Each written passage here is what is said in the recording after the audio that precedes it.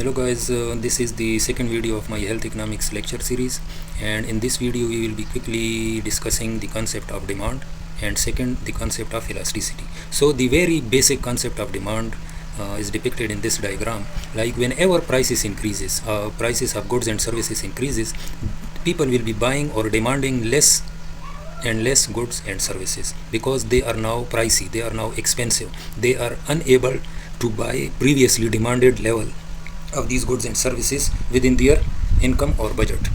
So they face budget constraint. So here comes the concept of scarcity. So in this, first we will study the demand. So the law of demand simply states that the higher the price level, the lower the quantity demanded of that goods and service. So in the law of demand can be simply written in this mathematical function, like quantity demand for some good X or service X is a function of or quantity demand of good or service X is affected by these variables. So the first is their own price, means price of X, which have a negative relationship with the QDX. And second is income of a consumer, or PC is the price of complement goods or services, PS is price of substitute goods and services, while PF is the future prices of goods and services, and finally T is taste of consumer. You can add other variables into these functions, depend on your understanding. So but before understanding this equation or this relational function, we need to understand that there are different types of goods and services in different situations, period. So number one is normal good. Normal goods are those goods for which demand increases as income of a consumer increases, or demand increases when the prices of goods decreases, inverse relationship. But given goods which are simply known as inferior goods are those goods which used people because of some budget constraint, like if they are having a bad time and they are earning lesser and lesser income, so they will demand or they will use or they will buy or purchase inferior goods. But when their income increases, they will decrease demand of inferior goods. So I think it's very clearly put it out. So the third type of good or services are Veblen goods and services. So what Veblen thinks that there is also a luxury market. There are luxury goods and services loving people out there. So Veblen goods are things for which demand increases as their prices increases. So if you say it violates the law of demand, means if prices increases, the demand should fall, decreases. But here the demand increases. Why? As they are perceived as status symbols, right? So here the universal example is of luxury goods and services, like some 5-star hotel which charge you a very high amount for a dinner. But why? Because it's a 5-star hotel, it's a symbol, status symbol. So Veblen effect or Veblen goods are those goods for which demand increases there as the prices increases. And the fourth good is substitute goods and services. What are those? Goods that can be used in place of other goods. For example, tea and coffee may be seen as substitute goods. Means if the price of coffee increases, if a bottle of raw coffee get expensive, so people will demand less of coffee and instead substitute coffee with tea, which will be less expensive compared to coffee. So there are substitute goods, and the concept of substitute goods is studied under substitution effect. So this is the substitution effect. Means if a coffee becomes expensive, people will buy more and more of less expensive tea rather than buying expensive coffee, right? And another is complement goods and services. Complement goods and services are those if a person is buying good 1, so there is a good 2 which is complement for good 1. So if he or she buys good 1, then he or she must buy good 2. So its universal example is of sugar and tea, right? So if prices of sugar falls, so demand will increases, right? Prices falls, demand for sugar increases. Now if the sugar price falls, people will be buying or using or drinking more tea. So price of sugar falls, demand for sugar increases, right? And similarly, since tea is a complement or sugar is complement to tea, so people will be now drinking more tea. So they have a positive relationship with each other. So complement goods have positive relationship while substitute goods have negative relationship with each other. Now if you see the second, so PC and PS have been covered. Now come to the I, income. income of a consumer, which is studied under income effect. So whenever income of a consumer increases, it's a universal understanding that now that person will demand more of good X or service X, means their overall total demand will increases if their income increases, right? And the another very important variable is PF, future prices of goods and services. Now it's very important and very tricky. Now suppose if consumer anticipate or think that in coming budget the prices of petrol or prices of some other goods and services will increases in the upcoming budget, so at the present they will increase their demand for those goods and services, right? Like suppose price of petrol is expected to increase after 1 week, so in the present week they will demand or they will buy more and more of petrol. They will fill their car tanks of the car and motorcycles, whatever they are using. And another is taste. So taste is also very exceptional case for the law of demand. Means if a person has taste for some good and service, so then even if that goods and services prices increases, they will not decrease its demand because they like that thing. Like suppose the cheesiest pizza, the price of cheesiest pizza increases, means 50% increases, they will not decrease the demand or decrease the demand very less because they like the taste of pizza, right? I hope you are getting my point. So graphically these concepts can be depicted here. Like this is the horizontal curve, it's a quantity demand, and on vertical axis it's the price. Now at P1 means 40 pkr, an individual is demanding 40 units of some good X or service X. Now if its price increases from 40 to 80, 100% increase, mean the prices are doubled. So similarly they will decrease its demand by similar amount, because here we have not yet discussed the elasticity of demand, but here it shows that prices are doubled, increased, and the quantity demand also fall down proportionally, means its elasticity is equal to 1. It's a unitary elastic demand curve. So this is the movement across the demand curve because it's the effect of the commodity's own price. This is that Px of QDX, means if Px doubled from 40 to 80, the QDX similarly falls from 40 to 20, double decreased. So but there is another effect on the demand curve.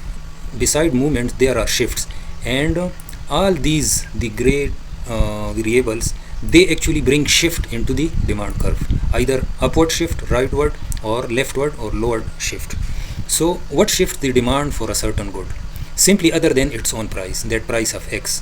Like income, if income increases, the demand curve will shift upward or rightward.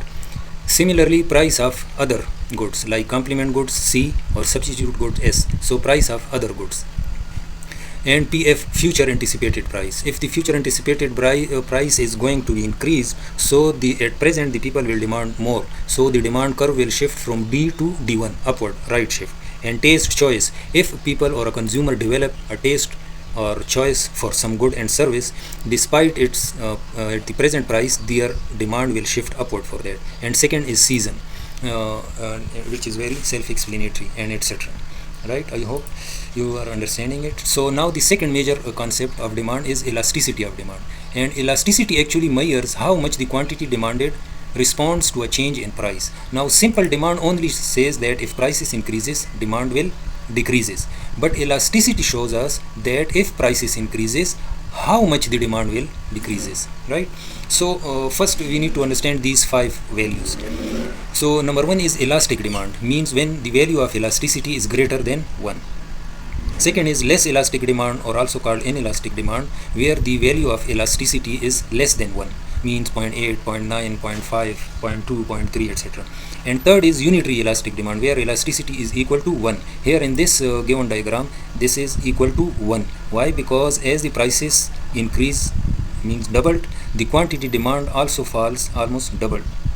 So elasticity is equal to 1. And the 4th and 5th cases are rare cases. 4th is perfectly inelastic demand, when elasticity value is 0. So perfectly inelastic demand, like we can say that life-saving drug. Now if life-saving drug, if its prices increases disproportionately it become very expensive. But at the present situation, to save a person's life, people will demand. So its demand will be perfectly inelastic. Even if its prices increases too much, they will not decrease their demand. And fifth rare case is perfectly elastic demand, where the value of E will be infinity, right? So its example is that suppose there is a certain good either for which perfect substitutes are available. So then in that case the elasticity of demand will be perfect, means there will be a perfectly elastic demand if that good or service perfect substitute are available. So if its price increases very slightly, the demand will become zero, right? So that will be perfectly elastic demand. Now in these diagrams you can say the first one is inelastic demand and the second one is elastic demand curve. So if you have been asked that if the demand for some good or service is inelastic, then what will be the shape of the demand curve? The demand curve will be steeper. Why? Because here you can see if the price has been increased from here to here, but demand falls very less, so it's inelastic demand. So the examples for these goods can be necessities like tomato, vegetables, sugar, tea, right, or electricity. So means if their prices increases too much, the demand gap is less, so the demand will fall but less fall, so the demand curve is steeper. It's in this shape, very steeper demand curve. While if the demand is elastic, means elasticity value is greater than 1, now you can see the demand curve will come flatter.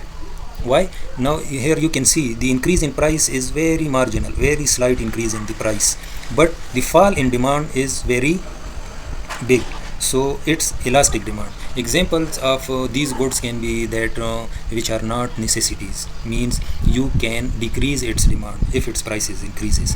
Now at initial first price you are demanding very higher amount. Why? Because it might be a better good for you but not a necessity. So if its price increases, you may decrease its demand very greatly. So this is actually the elasticity concept. It shows how much demand responds to changes in prices, right? So I hope you are getting my points. And the last slide is about elasticity of demand and its relationship with revenues of a firm. Now suppose some firms are producing inelastic goods, means they are producing such kind of goods for which demand is inelastic. So the elasticity of demand tells suppliers how their total revenue will change if their price changes. So the simple equation is revenue is equal to price multiplied by quantity demanded. Now let's analyze. These are 5 points are for normal goods. There is no Giffen good or Veblen good case, right? In normal good cases, now when the elasticity of demand is inelastic, means a firm or a company is producing some good or providing some services for which demand is inelastic, then increase in the good price increases total revenues. Why? Because the demand for that good is inelastic. If they increase their prices, their demand will fall but by less amount. Now if you put hypothetical values in this equation, your revenue will increase compared to previous revenue. And when the elasticity of demand is elastic, means people can stop buying or purchasing these goods. Then if a firm or a company increase the price of their good, they will decrease its demand very much, so their revenue will fall, so it will decrease its total revenue of firm. When the elasticity of demand is unitary elastic, the change in the price does not change total revenue, because if they increase the price 10%, the demand will also fall 10%, so it will cancel out, so revenues will remain the same. Number 4, when the ED is perfectly inelastic, then increase in the good price will increase total revenue. Perfectly inelastic, right? Means even if they increase the price of their good or service too much, their demand will not fall, the change in demand will be zero, so the demand curve will be completely straight, right, like this. Let me put a shape for you. So the demand curve will be like this. Here in this diagram I am drawing a shape like this. So the demand curve will actually be like this. Even if price increases too much, the demand will remain at this point, suppose if it's the initial point, right? And final is when the elasticity of demand is perfectly elastic, then increase in good price will completely vanish the demand. Demand Q will be zero, right? People will completely stop buying such goods and service from that firm. So if Q is zero, so it will be multiplied with 0, so the revenues will become 0. So theoretically the total revenues can be 0, but in reality it will not. Why? Because these are very rare cases, maybe present, maybe not present, right? So I hope you understood the demand and its relationship with the different variables and the concept of elasticity and the different types of goods and their income. One last point is that income. So also, if you see, there are different income groups in the world, means lower income people, lower middle income people, or higher income groups. So the types of good for them will be different. Means suppose if a person is earning 50,000 rupees per month, for him rice will be a normal good, right?